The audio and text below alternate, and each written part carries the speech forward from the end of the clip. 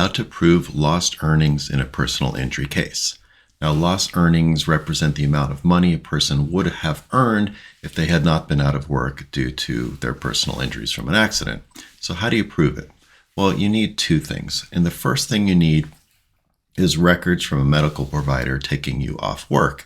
If you go get checked out and your medical provider says, hey, you're free to go back to work, but then you choose not to go back to work, then you're probably not going to be recovering for lost income.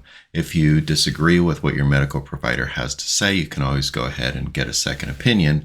But in order for you to recover for lost income, you're going to need some sort of documentation from a medical provider saying that you were unable to work or you couldn't do the job that you ordinarily did, or else it's going to be pretty tough to prove that you actually needed to be off work versus you just decided to take a vacation. The second thing you need is documentation of your wages. If you're a regular W-2 employee, it's usually pretty simple. You can use your W-2s, you can use your tax statements, you can use pay stubs, things like that. And what you'll do is break it down. If you're off work for, say, 5 weeks, you can look at what you made per week or per month, and then just simple math will show you what you earn per week, and then you multiply that by however many weeks you were off, and there's your number.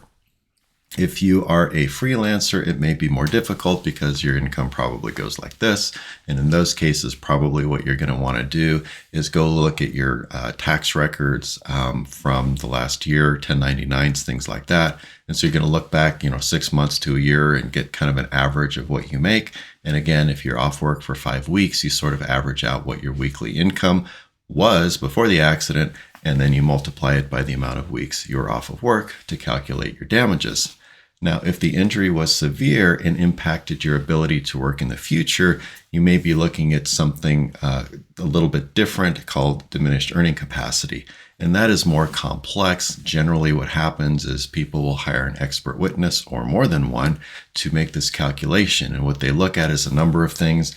They'll look at the type of the injury, the impairment caused by the injury, the person's education, skills, their age, the amount of years they have left before they retire, and they'll put all of this together and calculate a future loss for your earnings.